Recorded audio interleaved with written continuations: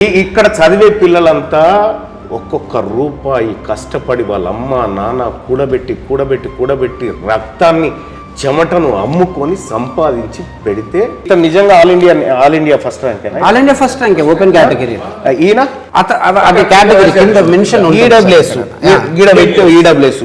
వాడు మిగతా చదువుకున్నాడు కాదు ఎన్ ప్రెప్ అంటే అదే సార్. ఈ డ్రామాలే బంద్ చేయాలా? జనాన్ని డ్రామాలు తెలంగాణ రాష్ట్రంలో జనాన్ని ఇక్కడ ఈ రెండో ర్యాంకు మీరు సంపాదించినారా?